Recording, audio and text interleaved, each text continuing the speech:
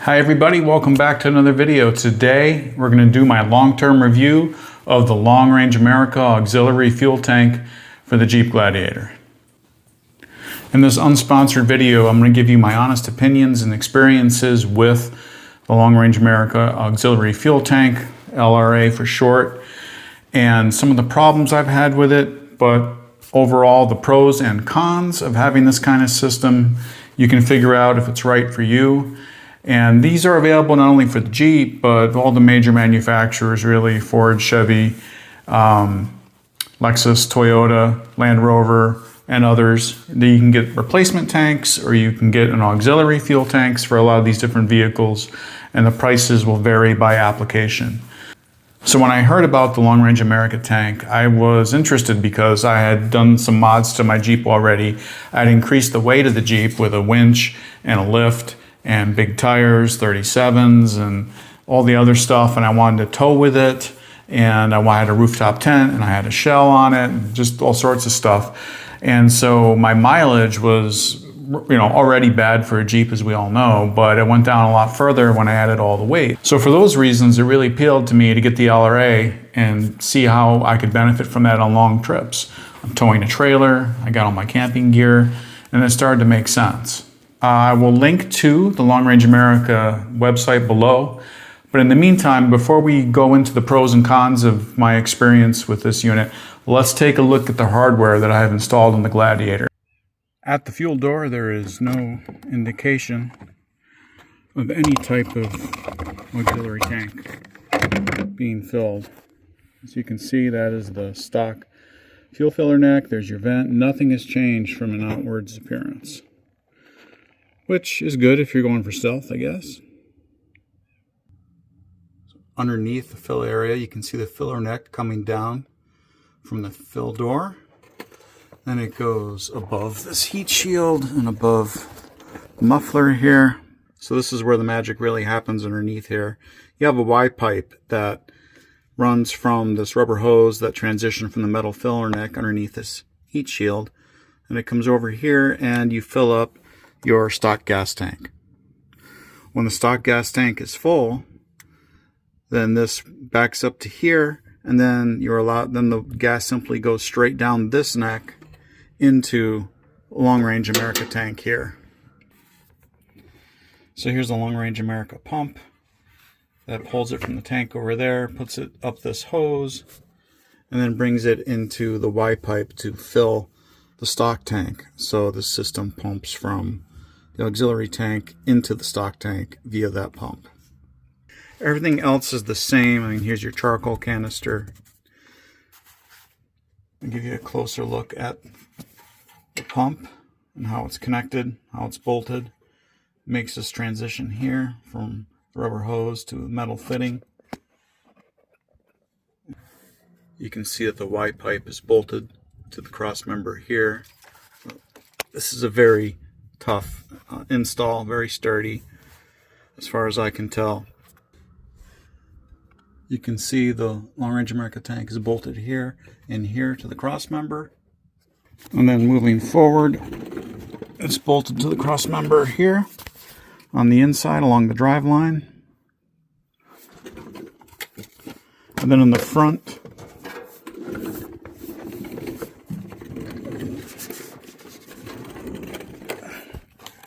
it's bolted to a bracket that is supplied by Long Range America, and that bracket that carries those two bolts in the front is mounted to the frame rail on the outside right here.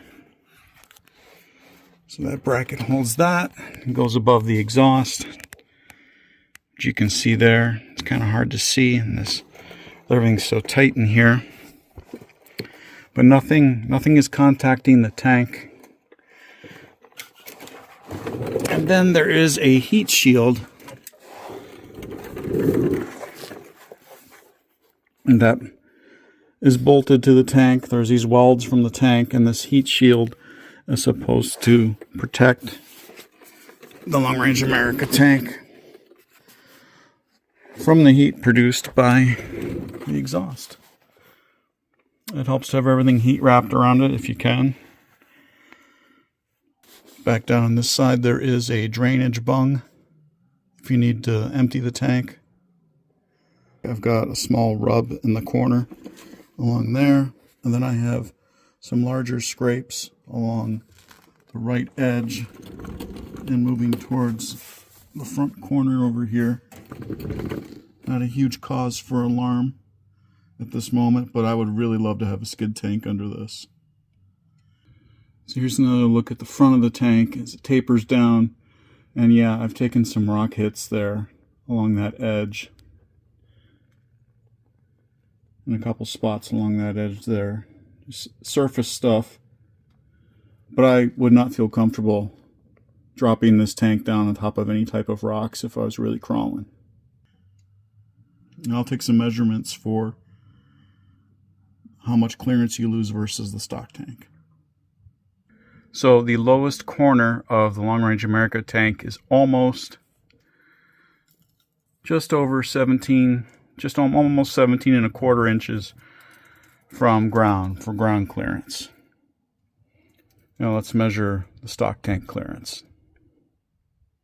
On the tank side, the clearance for the stock tank skid plate is about almost 17.5, as you can see there. So you're giving up about a 1/4 inch of clearance with the Long Range America tank versus stock. Let's try and follow the exhaust down all in one shot for you guys. So there's the exhaust on the passenger side coming down from the engine. And it goes around the transmission and over that cross member. Here's the exhaust coming down from the driver's side around the drive shaft. It goes over this cross member, and it comes together in this Y pipe behind the transfer case, and then runs all down the driver's side of the Long Range America tank. Here's another look at that heat shield.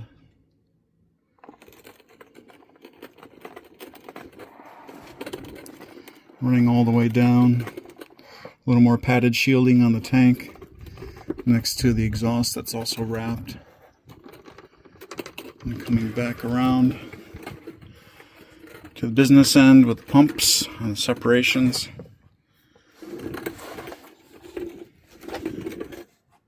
And I'll just run all the way along here so you can get a sense of the whole pipe, the whole tank. Running back up to the corner by the Y section of exhaust. Well, it's time to show you how a Long Range America tank works while you're driving. So I'm just below a 1/4 tank. Normally I would wait until I get down to 1/8 of a tank. The Long Range America tank will not completely fill the tank from this level, so we'll go ahead and do it and let it run out while I'm driving. I'm parked right now. Here is the control for the tank. As you can see, it's full, and you press this button and this yellow light will start. It's telling you that it's pumping, and then at the end, when it's below empty, the E will turn red, and then it'll start flashing, and then it'll beep when the pump turns off automatically. So that's how it works. And what I do is I just watch the range increase while I'm driving. So I'm going to start driving.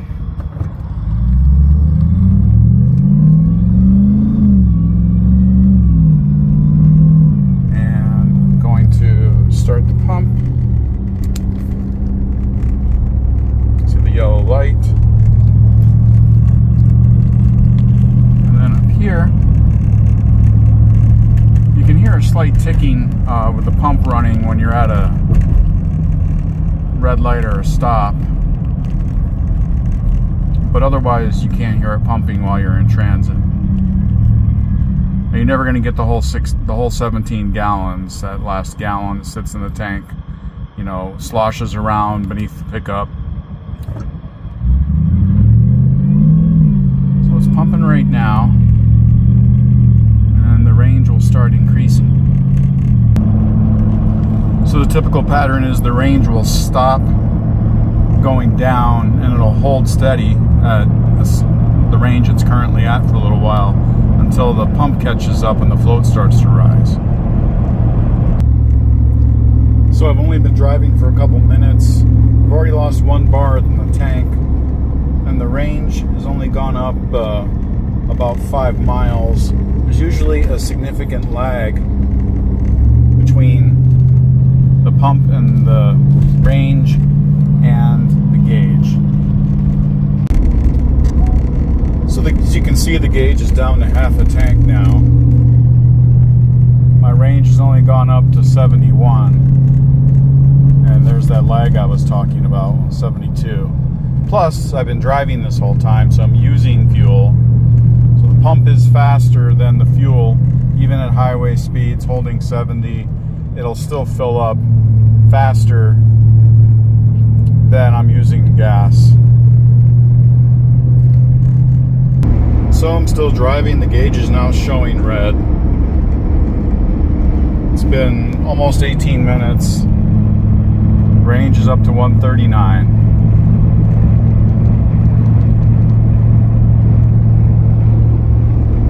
In a minute or two, this will start blinking red, and then the pump will beep and shut off. Now we're flashing.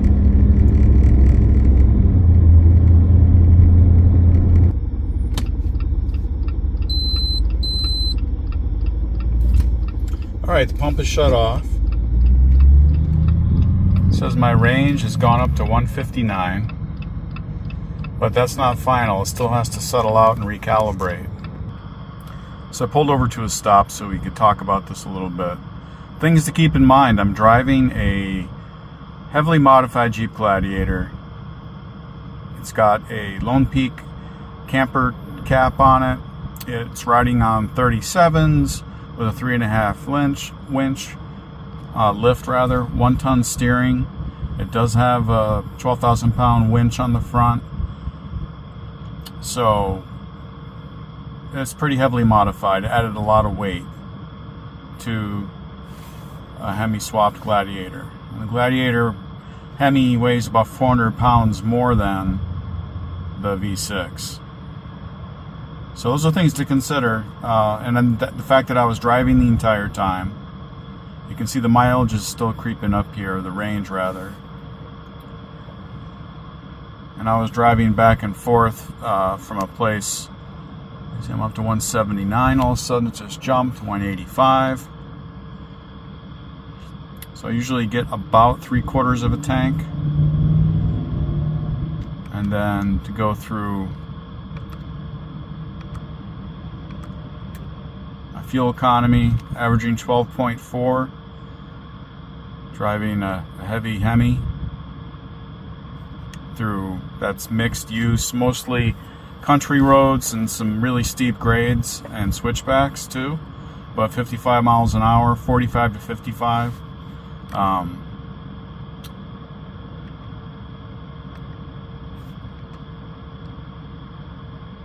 Yeah, 12.8.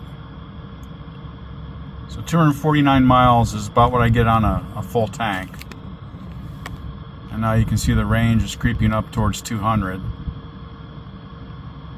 We started at 53 miles. It took about 18 to 20 minutes to get, another almost 150 miles of range. So that's pretty good. So let's get into the pros and cons. So there's a lot of pros and there's a lot of cons. And how you weight these will depend on your situation and how you have your vehicle built out and what your needs are. For me, 17 gallons seemed like a really good thing to add. So the pro, number one, would be, in my case, I added about 150 to 170 miles of range onto whatever the stock range was with all of my mods. And that usually was about 400 miles using the auxiliary tank. And that's something to consider because that's a big difference, especially if you're driving across country, you're towing, you're doing a lot of things like that. 170 miles of range, that's significant, So that was a big appeal. Again, as I say, your mileage will vary. If you have a stock Jeep, you're going to get a lot, better range than I do. If you have a Jeep on 40s, your range will be hurt more than mine. So take these things into consideration in your case. Another pro is the push button fill while you're driving. I mean, that's a huge appeal. Not having to stop, not having to grab a jerry can or roto packs, not having to carry it outside your vehicle. No more gas cans. Just you're driving along, it gets down to a certain point, as you'll see in my video of the refill process coming up here. You press a button and it fills up. And I gotta say, there is some fun to watching your range number slowly, it stops going down and then it starts increasing. That's kind of fun, I have to say. And it's just the convenience of that.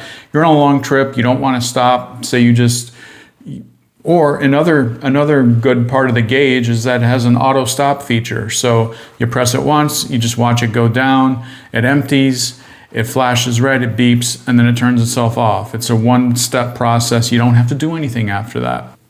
Another pro is that it uses the stock filler neck. And if you're at the gas pump and you're looking at the Jeep, there's no indicator that this has any kind of auxiliary system on it. Not that that really matters for stealth. I mean, who really cares? But when you're filling up the tank, you don't have to put the nozzle in a separate spot. You're using your stock filler neck. Another pro that I found just through the course of using it over time was, we'd fill up our truck at Costco whenever we could to save on gas. Well, now I have 2 tanks to fill.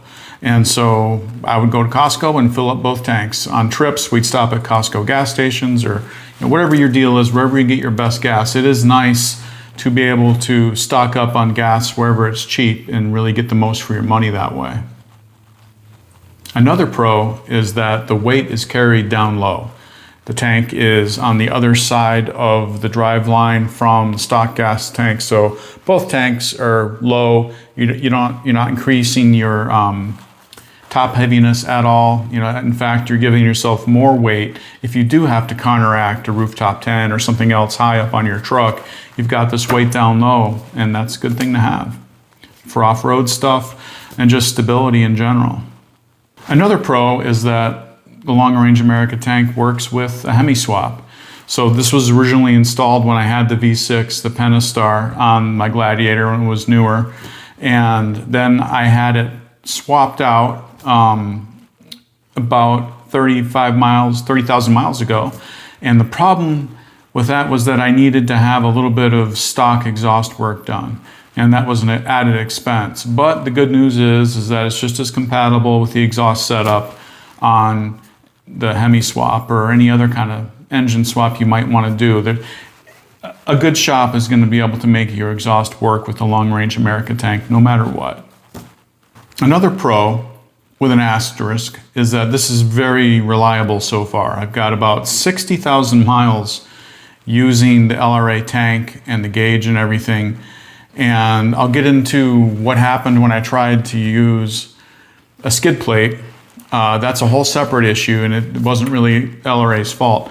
But in the stock format from LRA, after the installation by someone who knows what they're doing, it has really been reliable.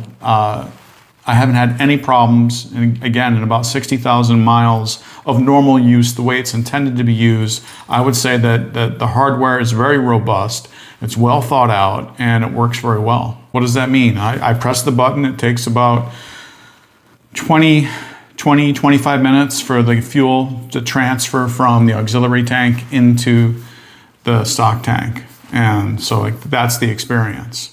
2 more related pros, I guess the last 2 would be customer service from LRA and their network of certified installers, depending where you are. So when I had mine installed, the shop that was installing it for me was able to work with LRA. I had the unit shipped directly to that shop, which is an option on their website. And the shop worked with LRA. They'd never done one of these installs before, and they had some questions to answer. They had to modify some of the parts. The shop that I used had a few complaints about the actual quality of some of the components, but at the end of the day, the job was done and it fit very well. So that was a good thing. But the customer service for LRA, making sure that they worked with the installer shop, who wasn't one of their certified installers, I thought worked out pretty well. So related to the customer service aspect is that they advertise on their website that they have a network of certified installers. And I've had not a good experience with that, and I'll get that into the cons, but it depends where you are in the country and what shop you're using. Their certified installers are supposed to be shops that have had LRA in contact with them, LRA perhaps at their shop showing techs how these systems are installed. I'm not sure that happens in every case, and I don't really care, but if you have a good shop, their certified installers should be able to troubleshoot and fix any problems that you've got. All right, let's get to the cons. Now, the biggest con, I think, for anyone watching this video is the price. The cost of this setup, as of yesterday when I checked their website, delivered to a home for a Jeep Gladiator in the continental United States, it's $3,290 with shipping. Plus, if you have to pay local taxes, I'm not going to include that. Then on top of that, you've got the install price. There's a lot of labor to installing this. You know, I think that their manual calls for about 8 hours, but the shop that I use had never done one before. It took them longer. They didn't charge me all the labor that it took.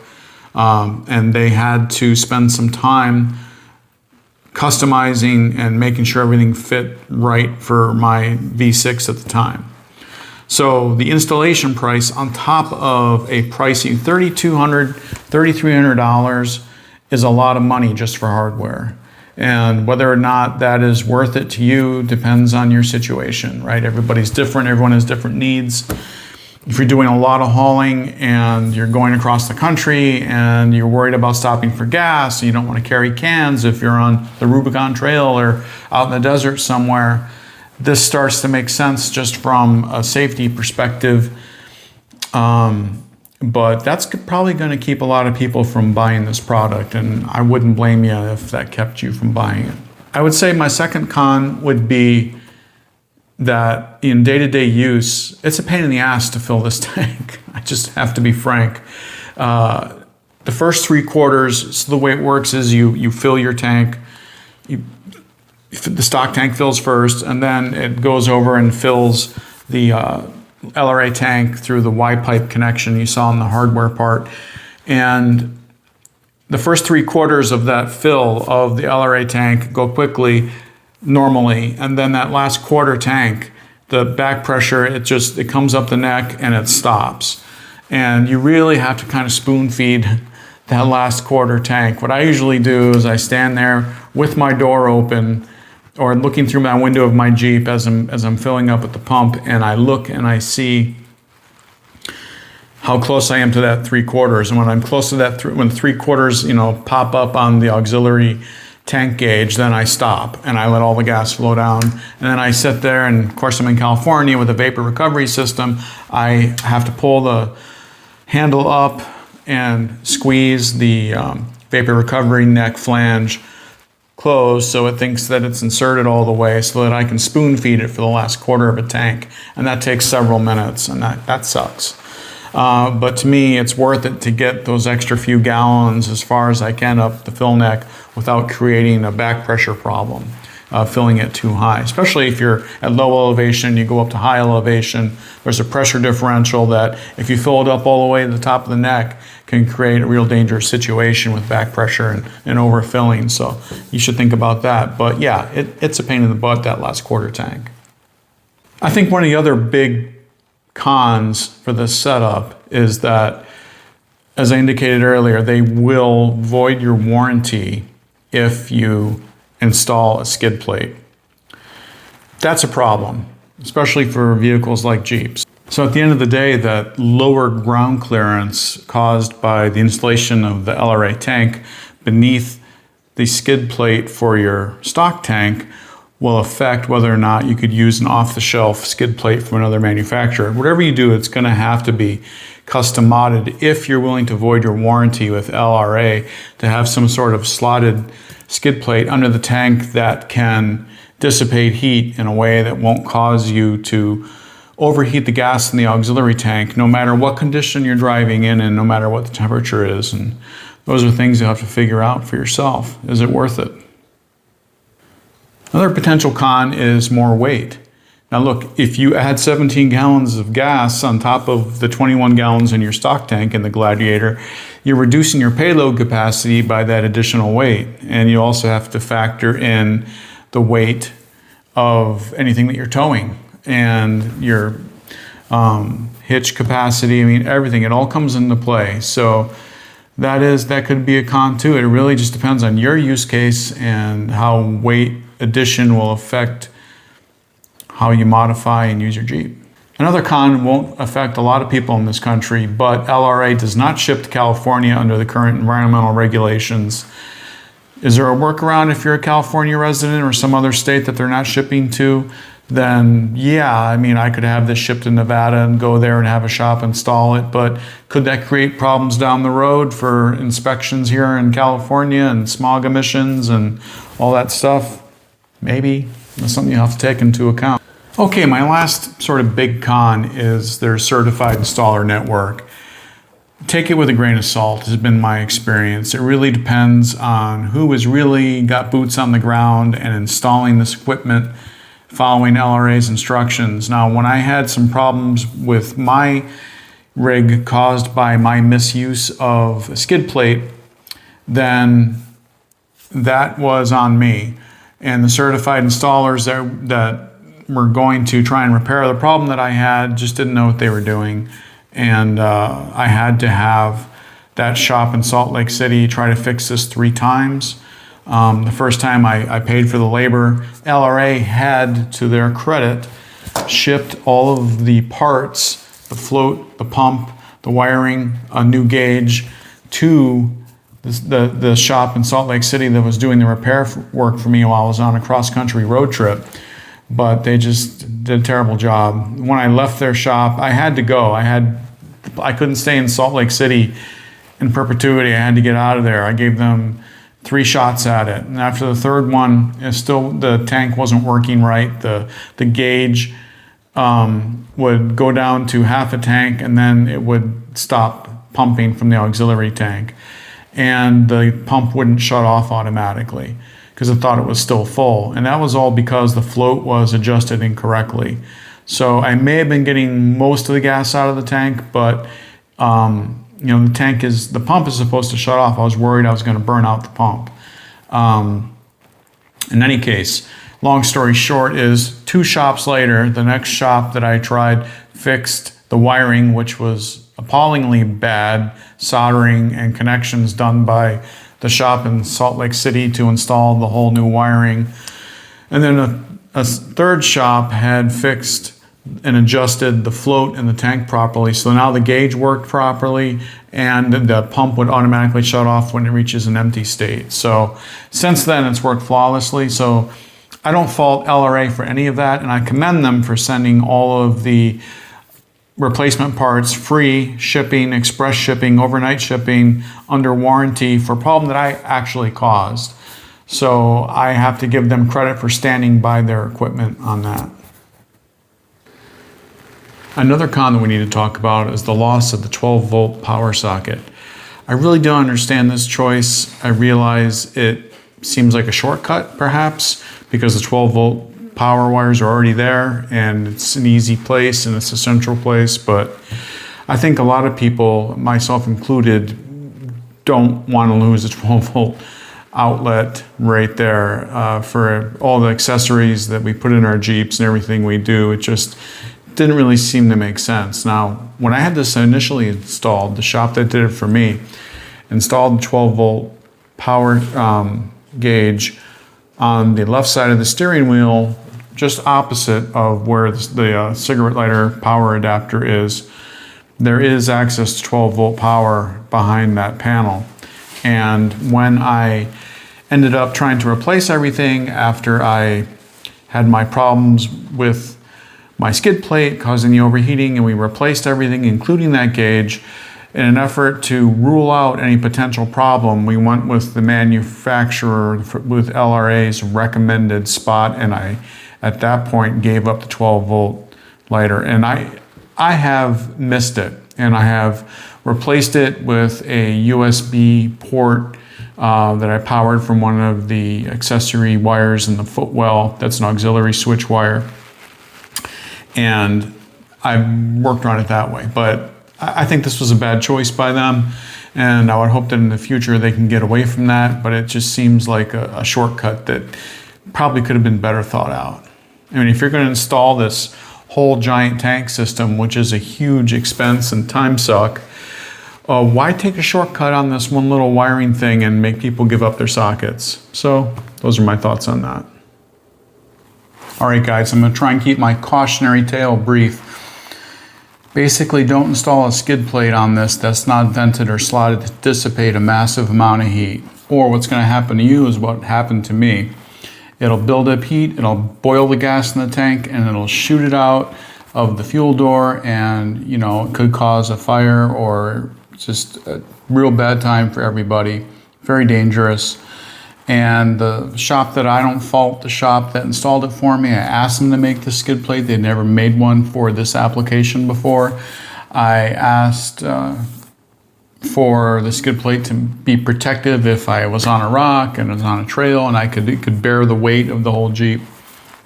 So they made a 3/4 inch steel kick-ass skid plate that did its job and protected that Long Range America tank. It was bolted to the frame on one side and to the cross members on the other along the drive shaft, and it was tough as nails, but it just trapped heat like an oven. And in the right conditions, and for me that took place in the middle of the summer on 8,000 feet going over a pass in Colorado. The combination of the high pressure from the altitude and the heat boiled the gas in the tank, shot it out the fuel door, could have caused a fire, even perhaps an explosion of vapor if there was a spark or anything going on.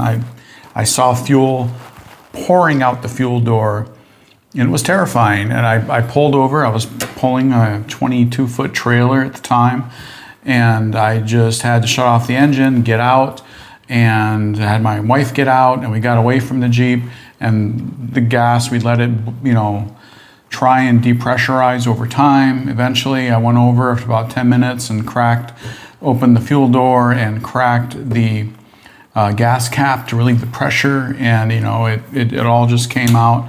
And so it could have been really bad. And so my suggestion is to you, if you want a skid plate for this, you're going to have the skills to make, or find a shop that's willing to make a skid plate for this that is completely custom and properly vented, that has slots to dissipate heat in a way that will never put you in a position where you might boil the gas in that gas tanks. I do need to say that LRA was completely supportive with their customer service on this. It was on point. They sent me a new gauge, they sent me new wires, they sent me a new float, they sent me a new pump, basically all the hardware except for the tank. They sent me under warranty to help me fix this problem. I was like the first person that ever tried to put a skid plate on this, they told me. And if you go on their website right now, it says adding a skid plate to this system will void your warranty. And maybe I'm the reason for that, but they tried to support me, and I had a shop in Salt Lake City on the fly that was one of their so-called certified installers install all this stuff after my heat issue, after the gas boiled, and it did damage the gauge and the float, and it wasn't registering right, and it wasn't pumping correctly. And so this first shop tried to do all this stuff. I just pulled into town, didn't know anybody, had never been there before, and they were willing to get me in, but unfortunately they completely botched replacing all this stuff, whether they were certified install or not. And I had to deal with that. They had 3 shots to fix this, and then I had to leave town. We were on a trip halfway across the country. And The reason I brought it back 2 more times after the first was because it just wasn't working right. So trying to make this story a little shorter is that it took 2 more shops, one to fix the wiring and then the third shop to drop the tank and calibrate the float, so that worked right. And since then, everything has worked. And so what I want to say is, if I had never done this skid plate install, I have a high degree of confidence that everything would have been reliable and working the entire time. So it was an unpleasant and steep learning curve, and maybe one that you could avoid. So don't do what I did. I still hope to find a shop that can custom make me the right skid plate for this. It's doable. Anything's possible. I guess if you throw enough money at it, anything's possible. But it's something I would really like to have again, and I don't want to have a rock go through that tank. And we'll see what happens. Maybe next year. Okay guys, let's wrap this thing up. There's been a lot of stuff here, a lot of information. Thanks for sticking around. At the end of the day, I love this setup. At the end of the day, I hate paying for this setup. It is expensive. I'm really not sure I would do it again, but I do a lot of towing. I do a lot of trips, a lot of long distance trips. It's nice to fill up with cheap gas at places like Costco. I'll never recoup the cost of what this whole system cost, over $4,000 minimum with installation by a third party. If you get lucky, you're probably going to pay $45 at the end of the day, parts and installation to get this installed. So it's a luxury item, that's for sure. It's not a necessity. Gas cans and roto packs, all day long. That's the easy and simple solution. But 170 miles of range is something you're not going to get out of a bunch of roto packs. You'll have to have 5 roto packs, with you at all times. So it just really depends what you want. I really appreciate you guys hanging around this long video. Tell me what you think in the comments below. Is this a solution that you would try? And again, I'm not affiliated or sponsored by LRA. I paid for all this with my own money, and I hope that you got some good value on it. See you in the next one.